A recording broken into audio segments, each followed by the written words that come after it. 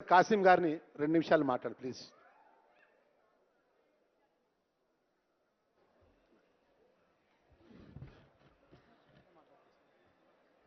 ఈ కార్యక్రమ ముఖ్య అతిథి రాష్ట్ర ముఖ్యమంత్రి వర్యులు అన్న రేవంత్ అన్న గారికి, వేదిక మీద ఉన్న ఇతర మంత్రివర్గ సభ్యులందరికీ, పెద్దలకి, వేదిక ముందు ఉన్న మిత్రులారా, పెద్దలారా, అందశ్రీ మనల్ని వదిలి ఆయన పాటను మాత్రమే మన ముందు ఉంచి వెళ్ళారు.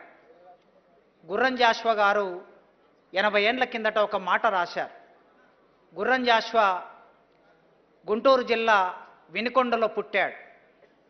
ఆయన రాసిన మాట ఏమిటంటే, రాజు మరణించనొక తార రాలిపోయి, సుకవి మరణించనొక తార గగనమెక్కే, రాజు జీవించే రాతి విగ్రహములందు, సుకవి జీవించే ప్రజల నాలుకలయందు అనే మాట ఉన్నది.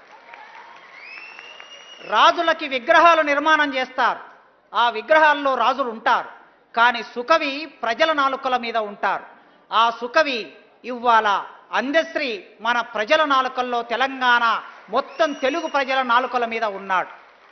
అందశ్రీ ప్రత్యేకత ఏమిటి అంటే, చాలామంది ఒక తరం కవులందరూ మనల్ని వదిలి వెళ్ళిపోయారు. తరం వెళ్ళిపోతున్నదో అని గోరటి వెంకన్న ఒక అద్భుతమైన పాట రాశాడు. ఆ తరములో మొట్టమొదలు ఈ తెలంగాణ నేలని చైతన్యం చేసిన గూడంజన్న, ఊరు మనదిరా, ఈ వాడ మనదిరా, పల్లె మనదిరా, ప్రతి పనికి మనమురా, గట్టు మీన దొరోడేమో చెట్టు లక్క నిలచుండి, ఆలు నుండి తల్లి దాకా వాయు వరుస లేకుండా, కొట్టుడేందిరో వాడి తిట్టుడేందిరో, దొరయేందిరో నడుమ దోపిడేందిరో అని గూడంజన్న రాశాడు. గూడంజన్న 1972లో ఈ పాట రాస్తే, ఆ పాటను అందుకొని ఎంతో మంది పాట కవులు ముందుకొచ్చారు. గద్దరన్న మనందరికీ తెలుసు, మొత్తం తెలుగు సాహిత్యాన్ని హిమాలయ శిఖరాల ఎత్తుకు ఎదిగించినటువంటి రాసినటువంటి అన్న గద్దరన్న మన ముందు ఉన్నారు. గూడంజన్న, గద్దరన్న, ఆ వరుస క్రమంలో అందశ్రీ అన్న. ఈ అందశ్రీ అన్నకి, ఈ అన్నలకి, మిగతా వారికి, కవులకి, పాట కవులకున్న ప్రత్యేకత ఏమిటంటే, గూడంజన్న డిగ్రీ వరకు చదువుకున్నాడు, గద్దరన్న డిగ్రీ వరకు చదువుకున్నాడు, గోరెటెంకన్న పీజీ వరకు చదువుకున్నాడు. అందశ్రీ అన్న అక్షరాలు నేర్చుకోవడానికి ఒక పెద్ద యుద్ధమే చేశాడు. కనుక ఒక పెద్ద యుద్ధం చేసి, ఈ కవిత్వం నాకెందుకు రాదు అని ఒక ప్రశ్న వేసుకున్నాడు.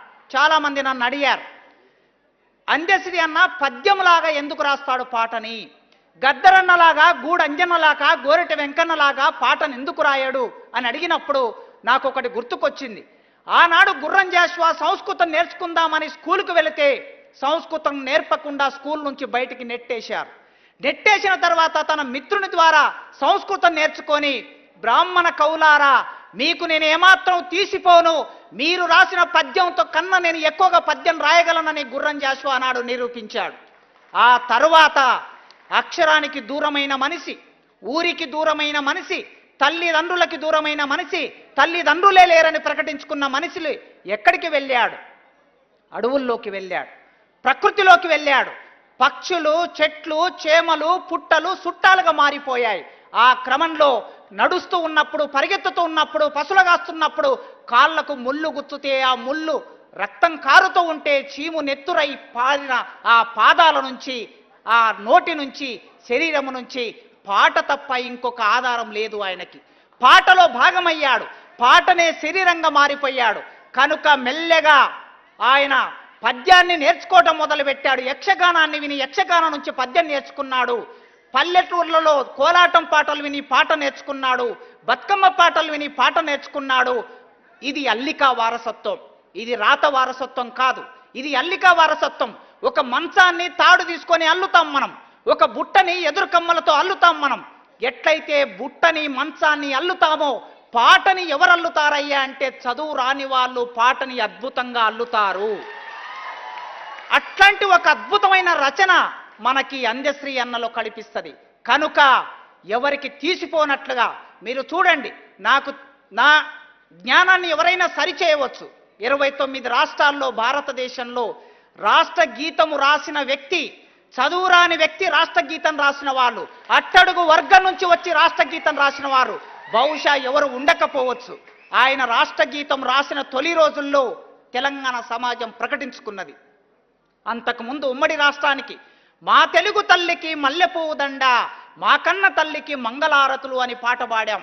బిరబిరా కృష్ణమ్మ పరుగులెడుతుంటేను, గలగలా గోదావరి పారిపోతుంటేను, బంగారు పంటలు ఆంధ్రకాయే, బక్క చిక్కిన బ్రతుకులు తెలంగాణకాయే అని పాట పాడుకున్నాం మనం. అట్లాంటి సందర్భంలో ఈ మా తెలుగు తల్లికి మల్లెపువ్వు దండ మాకొద్దు, మాకు జయ జయ హే తెలంగాణ కావాలి. ఈ పాటని పాఠశాలలో, కళాశాలలో, విశ్వవిద్యాలయాల్లో, సభల్లో పాడుకున్న పాట. ఈ పాట అనధికారికంగా తెలంగాణ గీతంగా ఉండిపోయింది 10 సంవత్సరాలు. అధికారికంగా రేవంత్ అన్న, ఈ సందర్భంగా నేను రేవంత్ అన్నను పొగుడుతున్నానని ఎవరైనా అనుకోవచ్చు, ఎవరైనా నేను రేవంత్ అన్నని పొగుడుతున్నానని అనుకోవచ్చు. నేను రేవంత్ అన్న నుంచి ఆశించేది ఏమీ లేదు. నేను కనుక నేను ఇక్కడ పొగడ్త కాదు, ఒక సందర్భం వచ్చినప్పుడు అనధికారికంగా ఉన్న పాట అధికారికంగా ఎందుకు కాకూడదని ఆలోచన వచ్చినప్పుడు దాన్ని అధికారికంగా రాష్ట్ర గీతం చేసిన వ్యక్తి ఇవాళ రాష్ట్ర ముఖ్యమంత్రిగా ఉన్నాడు. కనుక మిత్రులారా, నాకు తెలిసి ఒక అట్టడుగు ఆయన కులాలకు అతీతుడు. అదే గుర్రం జాషువా చెప్పాడు కదా, కుల మతాలు గీసుకున్న గీతలో చొచ్చి పంజరాన పట్టు వడను నేను, నిఖిల లోకమెట్లు నిర్ణయించే తిరుగులేదు విశ్వనరుడా అన్నాడు. అంజశ్రీ విశ్వనరుడు. ఆయన ఏ కులంలో పుట్టాడో చెప్పలేదు, నాకు కులము లేదన్నాడు. కులము లేదని ప్రకటించుకోవటం మామూలు విషయం కాదు, అసాధారణమైన వ్యక్తులు మాత్రమే ఆ మాట మాట్లాడగలరు. అలా ప్రకటించుకున్న ఆ వ్యక్తి ఇవాళ ఈ రాష్ట్ర గీతం రాసిన రచయితగా మారాడు. కనుక అట్టడుగు వర్గం నుంచి వచ్చిన వ్యక్తి పాటను చేతబడితే మీరు చూడండి. ఈ సందర్భంగా ఒక రిక్వెస్ట్ చేస్తున్నాను నేను.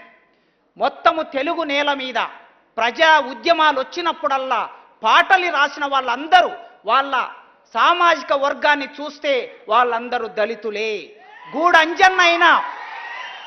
గూడంజన్న దళితుడు, గద్దరన్న దళితుడు, గోరటి వెంకన్న దళితుడు, ఇక్కడ సజీవ సాక్ష్యంగా ఉన్న జయరాజన్న దళితుడు, అందశ్రీ అన్న ఒకవేళ ఆయన ఒప్పుకోకపోయినా ఆయన పుట్టిన సామాజిక వర్గం నుంచి వచ్చాడు గనక తెలుగు సాహిత్యాన్ని పునీతం చేసిన వ్యక్తులు ఎవరయ్యా అంటే ఊరికి దూరంగా అంటరాని గుడిసెలో పుట్టిన వాళ్ళే. అందుకే తెలుగు సాహిత్యంలో ఈ పాటకి దక్కవలసినంత గౌరవం ఇవాళ రాష్ట్ర గీతంగా దక్కింది. ఇంకా జరగవలసింది ఏమిటంటే ఉస్మానియా విశ్వవిద్యాలయంలోనూ తెలుగు విశ్వవిద్యాలయంలోనూ ఈ పాటల మీద ప్రత్యేకంగా పరిశోధన చేయడానికి ఒక కళాపీఠాన్ని నెలకొల్పి లేదా ఒక పరిశోధన కేంద్రం నెలకొల్పి దానికి కావలసిన నిధులని ప్రభుత్వం వైపు నుంచి ఇస్తే ఈ పాట గొప్పతనం ఏమిటో వేల సంవత్సరాల కిందట రాసిన నన్నయ్యలాగా ఈ పాట గొప్పతనం కూడా నిలబడుతుంది. ఈ సందర్భంగా పెద్దలందరూ ఉన్నారు. ఇంత చేసిన రేవంత్ అన్న పాట మీద పరిశోధన చేయడానికి సంవత్సరానికి 2 కోట్లు 3 కోట్లు ఇస్తే ఒక 10 మంది పరిశోధకులు దాని మీద పరిశోధన చేస్తారు. ఈ ఒక్క పని చేస్తే ఈ పాట దిగంతాలకు వ్యాపిస్తుందని కోరుకుంటూ నాకు ఇచ్చిన ఈ అవకాశం ఈ సందర్భంగా అందశ్రీకి, ఆయన లోకాతీత కవి, ఆయన లోక కవి, ఈ లోకాన్ని మనిషి విధ్వంసం పోతున్నప్పుడు మాయమైపోయిన మనిషిని తన పాట ద్వారా వ్యక్తం చేశాడు. అదేవిధంగా ఈ సమాజంలో కొమ్మ చెక్కుతే బొమ్మరా, కొలిచి మొక్కుతే అమ్మరా, ఆదికే. ఏ మనిషి అయినా సరే ఒక్కొక్క మనిషి ఒక్కొక్క దేవుని మొక్కుతారు, కానీ ఆ దేవుడికి రూపం ఏమిటంటే ప్రకృతి రూపం అని చెప్పాడు. ఆ పాటలో మీరు చూస్తారు, ఎవరి నమ్మకాలు వాళ్ళవి అన్నాడు. ఇవాళ దేశంలో ఉన్న వాళ్ళు ఏమంటున్నారు, ఒకే దేవుని మొక్కాలే, ఒకే ఓటు ఉండాలి, ఒకే ట్యాక్స్ ఉండాలి, ఒకే పార్లమెంట్ ఉండాలి, ఒకే ప్రధానమంత్రి ఉండాలి అంటున్నాడు. కానీ అందశ్రీ అని అన్నాడు, ఎవరి నమ్మకాలు వారివి. ఎవరి నమ్మకాలు వారి అన్నప్పుడు ఒక ఎల్లమ్మ ఉంటుంది, మల్లమ్మ ఉంటుంది, పుల్లమ్మ ఉంటుంది, పోలేరమ్మ ఉంటుంది, కట్టమైసమ్మ ఉంటుంది, రాముడు ఉంటాడు, కృష్ణుడు ఉంటాడు, శివుడు ఉంటాడు. ఎవరి నమ్మకాలు వాళ్ళవని ప్రకటించిన ఒక అద్భుతమైన కవికి నివాళులర్పించే ఒక అవకాశం నాకు ఇచ్చినందుకు మీ అందరికీ పేరు పేరున వందనాలతో థ్యాంక్ యూ.